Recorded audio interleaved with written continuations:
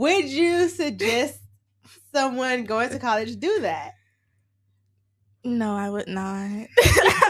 I mean, it's just hard, especially if it's like trust in the way too, because ain't it's already like a saying, "Oh, don't trust your girl if she going to a HBCU," and in that mindset, it's just like, like,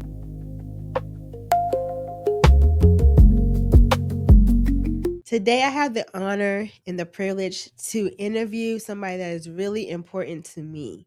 She is a student at Albany State University, majoring in sonography, medical diagnostic.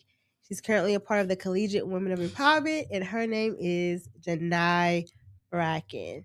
Welcome to the Exclusively You podcast. Thanks for having me. Of course. So I first want to ask you, how does it feel to be done with your sophomore year? With a rising junior, how does it feel to be done with your sophomore year of college? Very glad that I got over it. It was very much hard, but I'm glad I got through it for real. Yeah. What are the 3 things you would say helped you get through it? My mom, definitely my mom. Yeah. God, and I'll say my friends too. Can I say a name? Sure. Specifically, my friend Maya. She was always on the phone calls with me. Every time I cried, she was always there to listen to my problems. So, yeah. Okay. So this semester or this year was a year full of like tears, you would say, or what made it really hard for you this year? Academic wise, the people, it was something new every month. Not gonna lie. Well, I want to have this conversation because online, I feel like HBCUs are constantly villainized. And they're like, y'all send y'all kids to HBCUs to be bullied, and HBCUs this and HBCUs that. But like, if you had to give somebody like 2 tips on surviving at an HBCU, what are the 2 things you would tell them they should do? Survive? Or like being successful. Being successful. Stay true to yourself and go to class. That's pretty much it. Okay, so I'm glad you say stay true to yourself because I think college is a place where you are growing and learning who you are truly. How do you not fall into peer pressure, friend? I mean, just don't listen to your peers. Like, even though someone be like, "Oh, well, just do it one time," or "Just do it for me," like, you don't need to do that. It's you. It's your body. Like, all right. So I want to switch topics a little bit. Okay. Because I already know this information. So you went to college with a boyfriend. Yeah. Would you suggest someone going to college do that? No, I would not. I mean, it's just hard, especially if it's like trust in the way too, because ain't it's already a saying, "Oh, don't trust your girl if she going to a HBCU," and in that mindset, it's just like, like I wouldn't do it again. I wouldn't do it. Yeah. Do you feel like it kind of like stop you from being free though, like to do certain things or to go out because you had a boyfriend, or not really? Yeah. Yeah, because I wouldn't say he was controlling, but he definitely had like a mindset of things, and it would like make me feel bad to go to it, because then it's like, oh, I don't want him to feel bad, or I don't want to make him think this and that, and it's just like I can't really do too much when I want to have fun. Yeah. Okay. All right. But you got out of that. We done with that. Yeah. Okay. Yeah, we're done with that. All right. So then moving on to dating and having a relationship on campus. I know you. How is that? How do you navigate that? Well, I don't date on campus though. I mean, I talk to people, but and for you, talking is what? What is that? Because y'all have different definitions. What do you mean? What is talking? What is the talking phase? I mean, meet someone and. Are y'all interested in each other, or y'all not interested? Yeah, like you have to be interested and to keep a conversation going. But once like the conversation gets dry, that's how you know it's a wrap. The conversation get dry. Yeah. Okay. All right. Okay. So you're talking phases with people, but you don't date people. Yeah. Okay. But that's not by choice. People like to play. Tell me more. Like they don't like to lock in. They like to just have you for the moment, I would say, or like get the benefits of like laying up, I would say, but not really being in a committed relationship that goes with it. Okay, so you being a Christian and boys wanting to lay up with you. How do you navigate that? Um, well, I'm. My sister's in here. Her mom is in here, so I'm trying to navigate this conversation. Okay. Wait. Can you say it again? I'm sorry. I just Being a Christian, how do you navigate these boys that want to just lay up with you? Like, Well, I mean, you can always tell what they want to do, like if they want to just do the deed or whatever. But I mean, I don't really do it. I mean, may have been one time, but I just keep it PG. Like, and I let them know, like, I'm not trying to do anything. We can just watch a movie or something, you know. So you're upfront with them. Yeah. You say you could kind of tell when they just want certain things. What's the telltale? The way they talking, the way they move their hands and touching you, or if they get close. Give me an example of how they be talking, how they be moving their hands. how they move. I mean, the girls need to know. I mean, they'll scoot closer, or they'll like rub their hands on the thigh and start inching their way in, I would say. Or like they'll be sorry, or they'll like get super close to your face too. Like it's weird. And the way they just talk, I mean, they just talk like they'll say something and then say like, oh, I was just kidding. Like they'll say like a freaky thing and be like, oh, I was just kidding, like that. So for your generation, is Riz a thing or is that the younger kid? Riz, yeah, that's the younger kids. Yeah. Oh, okay. We don't. I mean, we use that, but we don't be like, yeah. But we don't be like, oh yeah, I got Riz. Like no. How do you use it then? Riz? I don't even know. I don't use it. Okay. All right. So cool. So you feel like you just nobody's worth your time right now of dating. But do you think that's college culture? Like a lot of times the boys aren't really ready to get in a relationship. Like they're just having fun. Yeah, I would say that because they're not really fully developed yet. Really, like in their minds, like they just think, oh, well, I don't know if I can really say that, but like, can say what? Something nasty. Like they just have their mind on one thing. I'll say that's what I say. Okay. And they don't really. I mean, they'll pretend like they'll want to be in a relationship with you, but then after a while, it's like you just gotta peep what people say because they'll say one thing, but their actions will say something different. So. That is true. That's true. So it sounds like you are. You come with like a hard set of rules. Like you don't play about you. Like you're gonna come correct. Yeah, definitely. I like to cut people off. It's my favorite thing. Well, not my favorite thing, but it's easy to do because I don't like when people waste my time. So sure, because your time is valuable. Yeah. Okay. I feel like you come from a good family. Like, yeah. Yeah, and especially like having brothers too. I can peep the signs early. They be because the way they be acting, make me not want to date at all. Okay. So I'm glad you brought up your brothers. I know that you were fortunate to have a brother go to college with you. Is he still there? Yeah, he's still there. Okay. So not too much on him, but how was it having a brother there and already knowing somebody that you kind of trust and go to if you need to on campus? I mean, it was good to have someone that I knew, especially being there first. Like, cause he went to there before me, so he knew more about the stuff before me. So it was cool to like see him and hang out and be like, oh, hey, like if we meet up at not even meet up, but just see each other randomly at a place or something like that.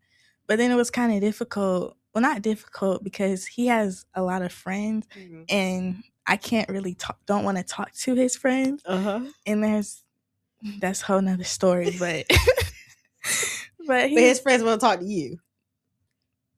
Yeah, but he told them they can't talk to me. But I mean, there's been an instance where that didn't happen, or at least I didn't know until after the fact. But then, I mean, it is what it is. But yeah, okay.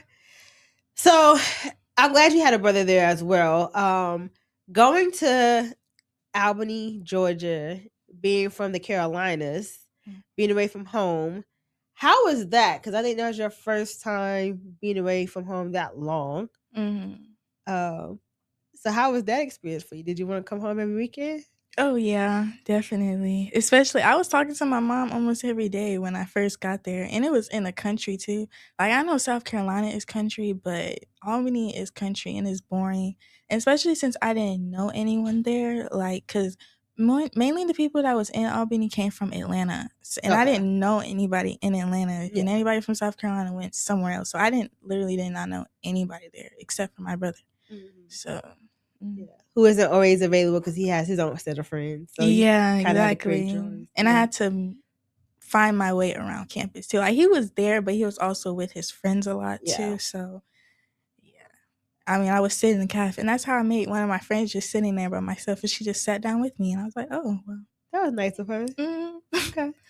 So being, I think, 5 hours away, Yeah, 5.5. you weren't able to come home every weekend. So how did we get over that homesickness? How did you navigate that?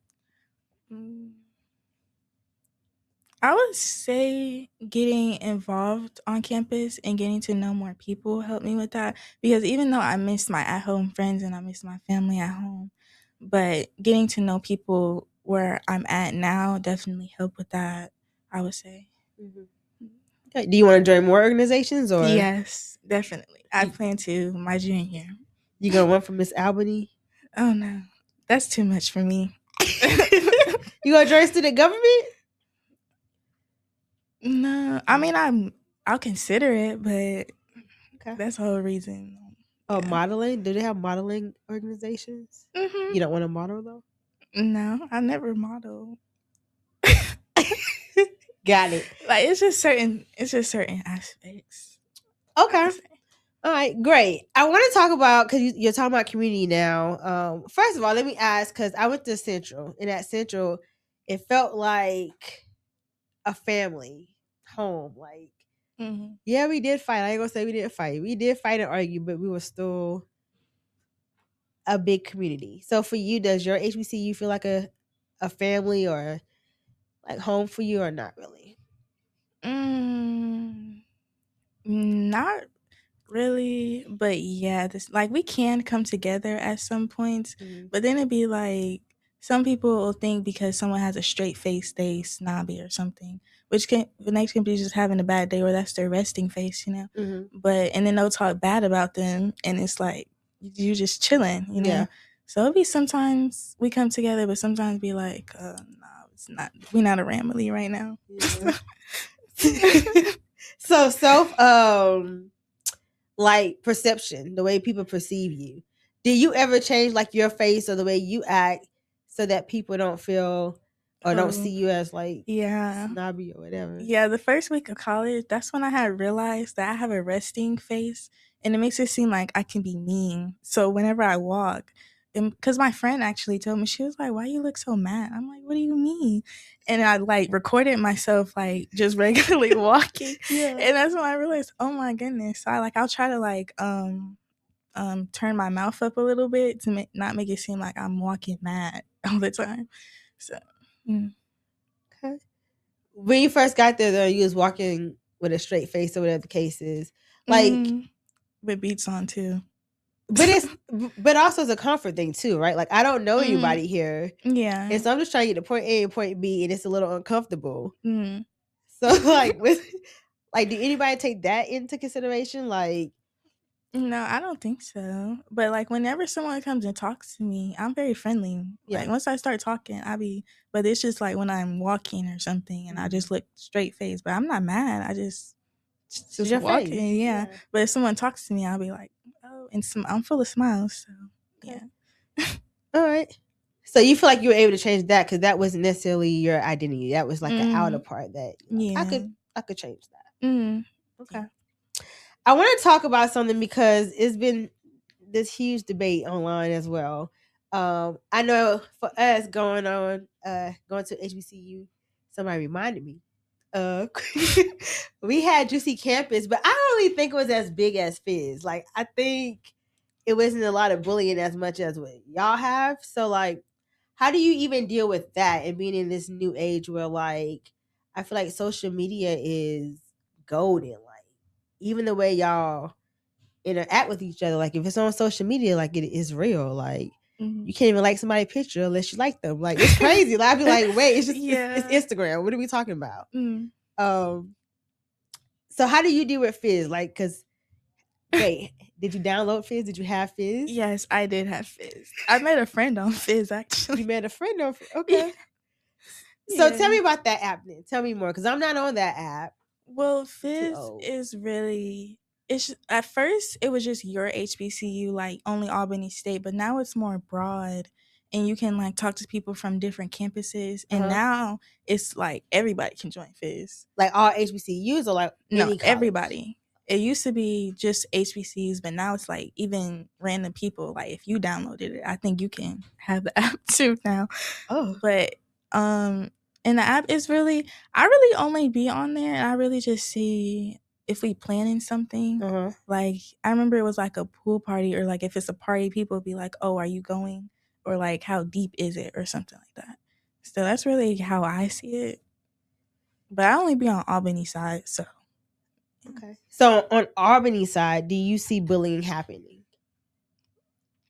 yeah, sometimes I can see it. Like with people, like it was this one time people was talking bad about a current like you know how they had Mrs. Sophomore and Mr. Sophomore, like Uh-huh. all that people was talking bad about one of them, not the sophomore, but like freshman, I think. And okay, so what do y'all do for that though? Do y'all just watch it and allow it to happen? Like do y'all stand up for them? Like what? I mean, some people may chime in, but it's not many that'll be like, So or just like their friends will defend them, of course, if they see it.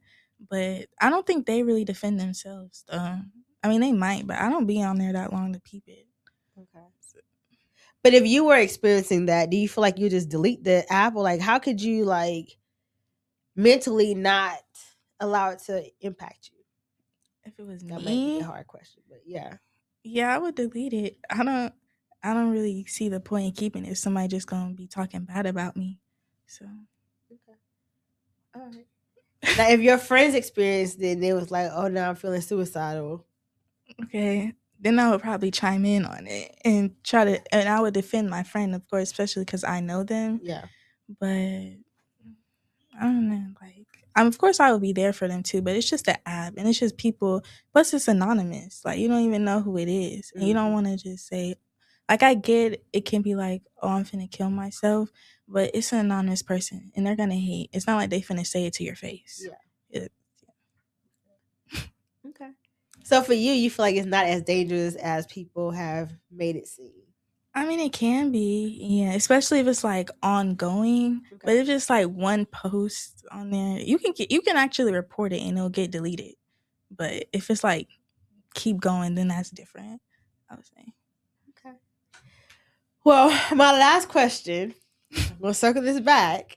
This is the Exclusively You podcast. So I am basically trying to push people to be themselves authentically, um, and show up who they are at their core. So for you, who are you at your core? Do you allow yourself to show up that way? Wait, huh? Who are you? Who's Janai? Who If I was to am I? meet you, like who would you say you are? How would you describe yourself? Well, first, I go by Nye. And I would say, well, I really identify myself with Christ, I would say. And if I'm not with him, then I don't even know who I am, I would say. But I would say I'm very giggly, I'm very funny, and I'm very me. I don't really know. Like, I just love myself. So God's child, giggly, and just you. Yeah, and I love to do my makeup too. I love to do that when I can. Okay. So do you feel like you're living that out though? You're living out being God's child and being giggly and stuff like. Giggly, yes, but I do think I can do more to represent Christ as I walk day to day, especially at school too, because it's easily to get distracted with what's going on. But yeah, so I think I can represent him a bit more, I would say. I think we all can, Mm-hmm. including me. So okay. If you had one advice for somebody going to college, trying to walk with Christ, what would be your advice? Stay in your Bible. That's definitely all the answers are in there. Stay in your word. All the answers are in there. Well, this concludes another episode of Exclusively You podcast. Please like, comment, share, and subscribe. New episodes are uploaded every Wednesday at 6 p.m. on YouTube and 6 a.m. on Apple Podcasts, Spotify, and iHeartMusic. If you have any questions, I would love to hear from you. If you have any stories, if you have any questions about college, we would love to answer that as well. Hope to see you soon and hope you have a great week.